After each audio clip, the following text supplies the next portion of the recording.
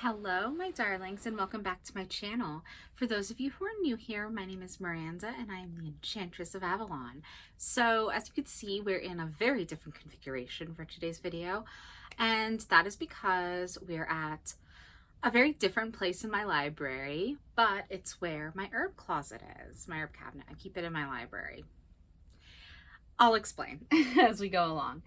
But I wanted to give you a bit of a tour because I just recently, on Friday, officially announced that I have my LLC and I will be starting my herbalism business very, very soon. So that's super exciting. And I wanted to do a little fairy herb cabinet video to talk a little bit about my process of blending teas, but I don't have my actual specific supplies for my tea blending. I'll do videos on that in the future so that you'll get all of these like step-by-step processes and these vlogs leading up to the launch of my line. But for today, let's take a look at my herb closet. So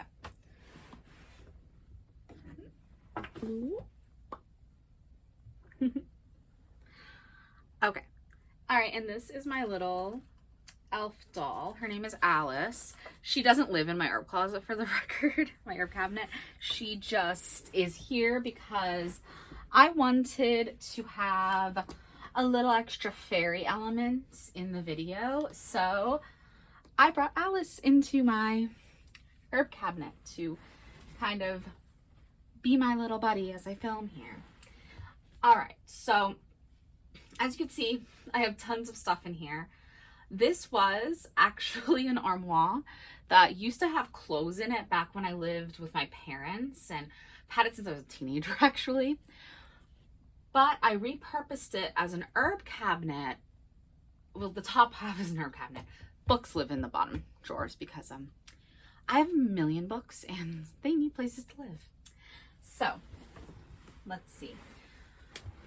Some of my books do live here, and the books that live here, I'm gonna move Alice for a second. The books that live here are some of my herbalism texts. So we have Herbal Tea Magic for the Modern Witch, some Green Witch and House Witch books. This is all on roses. This is on names of flowers and why they've been named as such.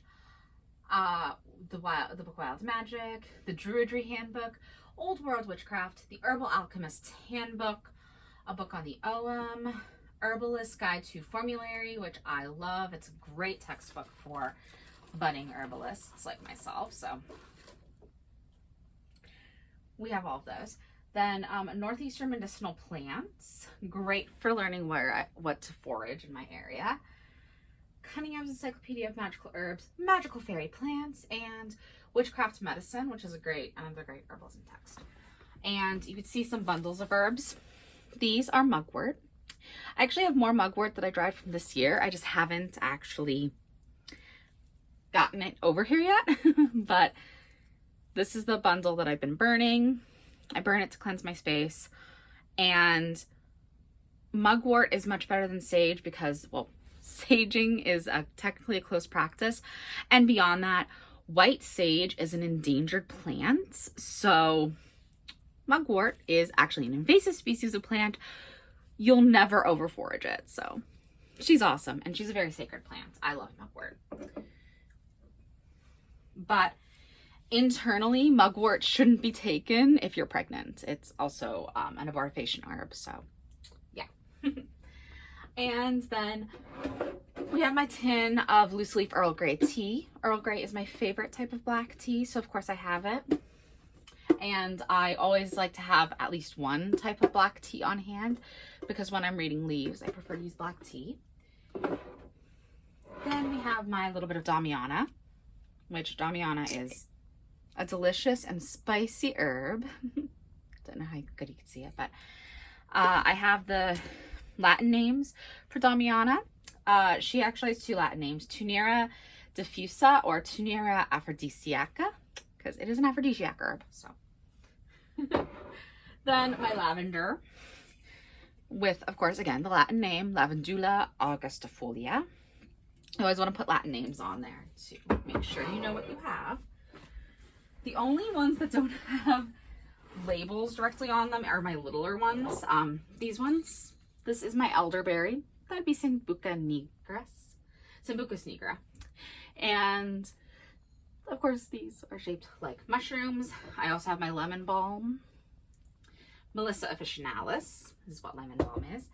Then I have in these ones, elderflower, also Sambucus nigra, red raspberry leaf, Rubius ideus, and nettle leaf, Urtica dioica.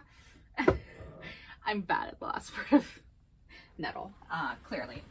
Then moving over, the stuff that I didn't have in actual fancy jars. I have my hawthorn. So these are berries, and this is leaf and flower together. I love this. I am obsessed with hawthorn. Anyone who isn't aware, it's all over my website. And I've talked about hawthorn even on videos quite a bit. She is amazing, and you'll see a lot of my products containing hawthorn. Actually, pretty much most of these will have inclusion in my products. I just need to get the bulk herbs from my herbal supplier in order to make that a reality. And of course, my red rose leaf. It smells so good, even dried, and you can see what that looks like. Then I have, getting my other mugwort bundle out of the way. I have Centauri, and Centauri is Centarium urethra, and it is one of my most beloved herbs. I actually got published recently. I don't think I've mentioned it here on my YouTube channel, but I did write an entire blog post about getting published. And in my blog post about getting published, I was published by the Journal of Medicinal Plant Conservation, which is run by United Plant Savers. And I wrote a monograph on the herb Centauri. Sorry, I always say it that way. I don't know why. Centauri. On the herb Centauri. And this is what Centauri looks like. It is an amazing bitter herb, very cleansing for your digestive system, as all bitter herbs are. It does have psychic properties, and it's a sacred herb to the Celts, and we love our Centauri in this house. I use it a lot in my magical practice as well.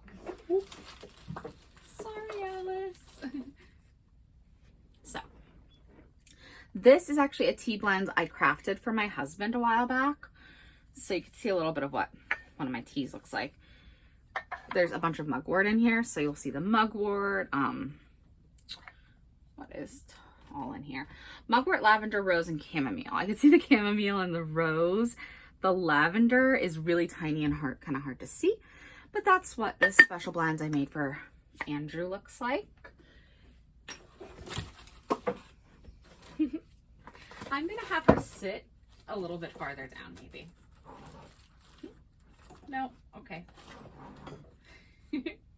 Okay, so that's just a little bit of what I do keep here in my cabinet.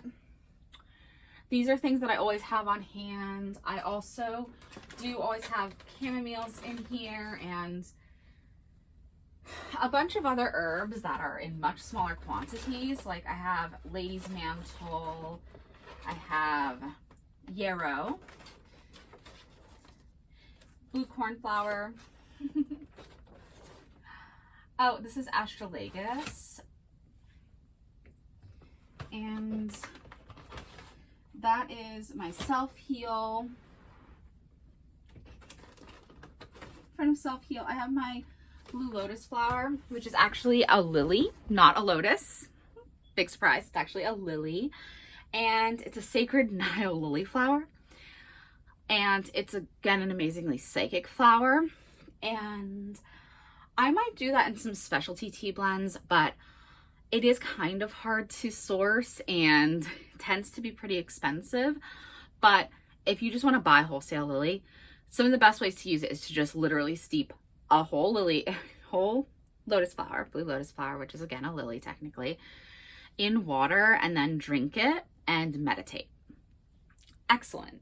It's an excellent usage of that herb.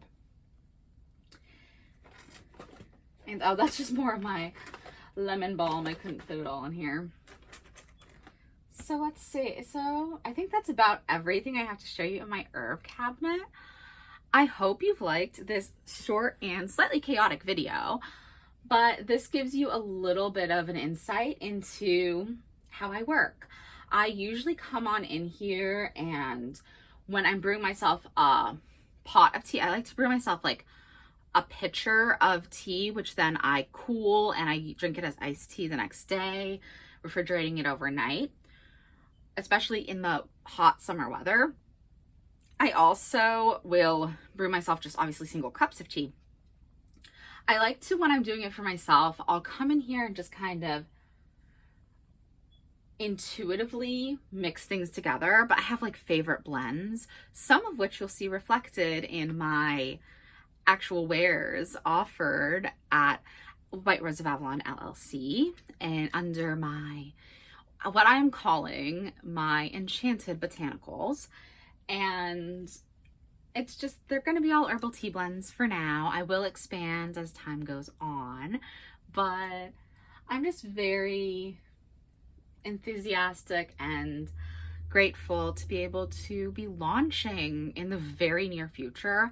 I've worked so hard to build my website, to be posting on my blog every single day, to grow a following on different social media platforms, to learn more about herbalism and to be taking a business herbal class, which the first 2 full units I'm like midway through the 3rd unit right now, and which is over a third, almost half of the way through the course. And that's all on specifically botany. So it's really deep into the botany and plant stuff. A lot of it I knew, a lot of it is also deepening my knowledge, which is amazing. It's what you want out of a class, of course. But the first 2 units were all business and specifically about the beginnings of setting up your business. So I felt like I was ready. I was more than ready to make this leap. So I filed my LLC paperwork, and I now do have that name, White Rose of Avalon LLC. It's my name. That's my business, is White Rose of Avalon, of course. Enchanted Botanicals is just like a subtitle tagline I'm giving to specifically talking about my herbal wares.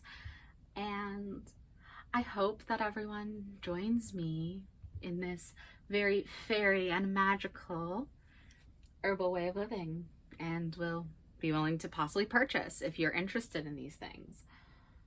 And yeah, you'll see a lot of things with Damiana and nettle and elder and hawthorn. I'm obsessed with elder and hawthorn. And of course, rose, lemon balm. You'll see those appearing frequently. You'll see Damiana in some of my mixes.